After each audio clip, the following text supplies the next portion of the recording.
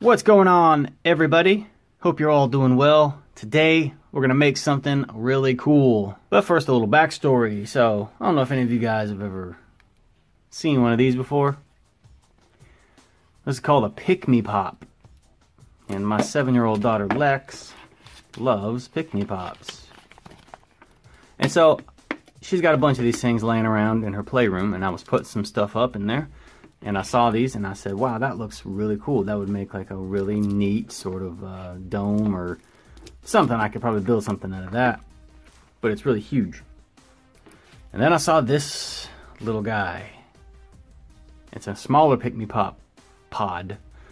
And then I got to thinking, oh man, that would make a great Raptor Incubator for the Jurassic World figures. So that's what we're going to do today. We're going to take one of these Pick-Me Pop pods and we're going to turn it into a Raptor Incubator. So put your craft hats on and let's get started. So starting out with this thing right here, obviously standing next to the humans, it is way too tall for them, so we're going to have to shorten it up. Fortunately, the customizing gods are on our side because this thing is super easy to disconnect. Actually, it's a little bit longer than this. I already cheated a little bit and cut off the very tip of it. This is the part that clicks up into the incubator doodad up into there. And I just cut that part off. Don't even need it anymore. And then it's going to go on here like that. And then it will go back into here, all like so. And now it's perfect legacy height. Alright, so we got to prep this thing for painting now. If you look at a picture of the scene that I'm thinking of to, replicate this thing after, it looks like it's kind of like a metal, like a dark metal color. It's got a white band around it, and then of course that little clear dome goes on top of it. But we're going to kind of do a different kind of condensed, smaller version of that. We're not going to make a hydraulically operated doohickey that comes down from the ceiling. We're going to make this into a workable, playable toy diorama display piece. So this plastic is a funky, kind of weird plastic. You can't just slap paint on it as it is. You got to take some sandpaper and you got to get in here and you got to do like just this, like right here. You got to sand that all down. Sand it, rough it up. Every little bit of it so it will take paint better. Also has some like little hearts and flowers or doodads all up in it, so you want to make sure you get those things sanded down because they'll come through. So yeah, you want to take your sandpaper, rough this surface up a lot. Every little nook and cranny. That way it takes the paint really well. So before we move on to painting or anything like that, we got to build or make some hay, kind of like in this one right here, how that little raptor's got some hay going on in there. So we got to replicate or kind of make some hay like that. Can't even hold it. So for that, we're going to use some Sculpey clay. So we're going to take it and mush it down inside. Make sure that our doodad can still close. Yep.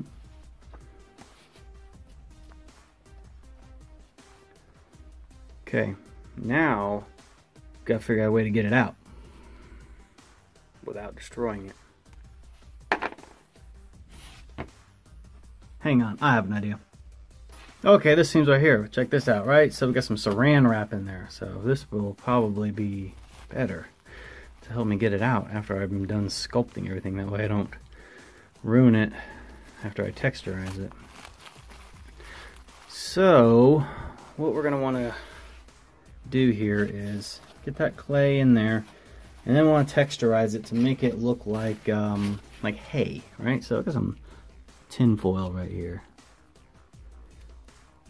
Let's see what this does.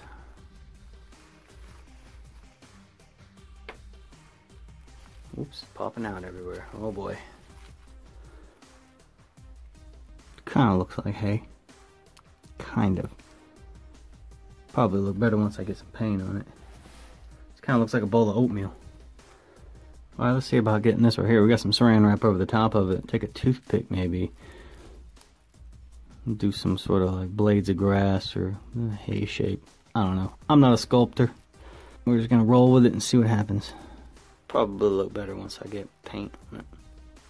This little saran wrap over the clay thing I learned from the Stan Winston School YouTube channel. I was watching some of those guys sculpt some stuff with clay, and they put like saran wrap and stuff over it when they're sculpting, and it works pretty well. That's not too shabby. I think it'll look good once I get some paint on it and some wash in there or something like that. So I think this looks pretty decent for an amateur. Now we're going to add some little accessories to it. So eggs. You need some raptor eggs. Now, you can sculpt the raptor eggs out of the Sculpey clay. I did not do that though because I didn't feel like having to sculpt that many eggs. So I got this right here. Check this out. I think that's a Lego egg from the Lego Jurassic Park playset. So I just took that, and I took some of this clay here, and I did about 7 of these little indentions in the clay, and I poured some resin in these little holes, and I made, let me pick them up, I made all of these. So I only made about 3/4 of the egg because the bottom half is going to be stuck down into the clay. Not even going to see it, not even going to worry about it. But yeah, so just made these out of resin, and they're off-white, so I don't have to worry about painting them, which is a plus. And another little detail, if you look in this still from the movie when the raptor is hatching out of the egg and John Hammond's like, push, push, you know, there's like some little tiny, it's like ferns.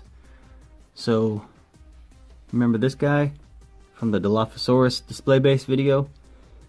We're going to get some ferns off this and put the ferns down in here too to add some like little greenery details. So I think that'll be pretty cool. So all of that is going to be done right now before we bake this clay. We want to get all of our holes done first. So we'll snip some of these off with the X-Acto knife. So I'm going to take these eggs and I'm going to push them down into the clay at various angles.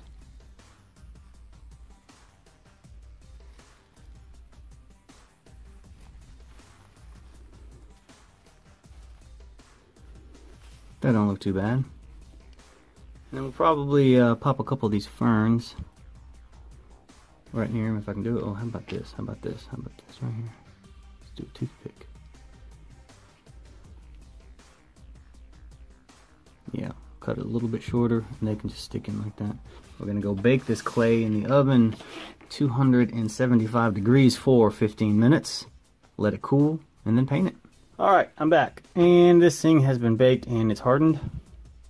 So we're going to start painting everything. I'm going to paint the incubator section here a mix of neutral gray and some aluminum in the airbrush. So I just have the two mixed together here in the airbrush. Let's see what happens.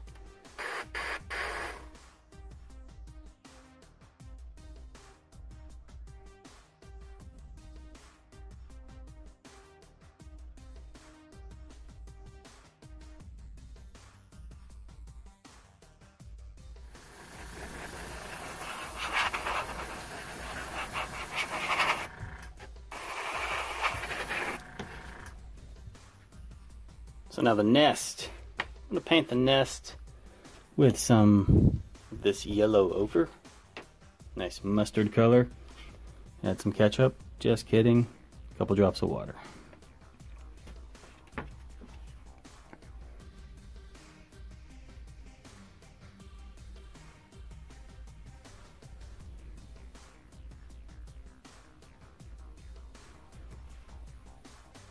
So we got this guy all dry, the paint's dry on it.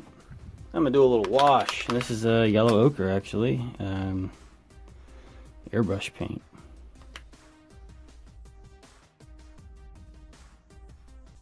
Now another wash, and you guessed it, transparent burnt umber, magic maker.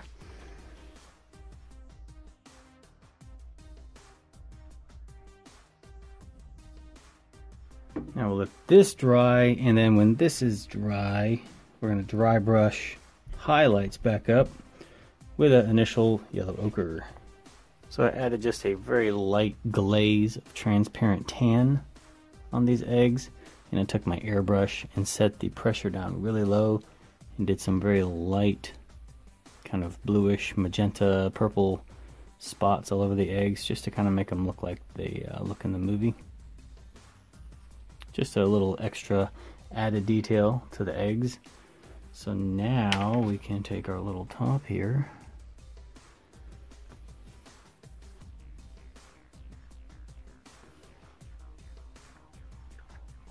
Look at that.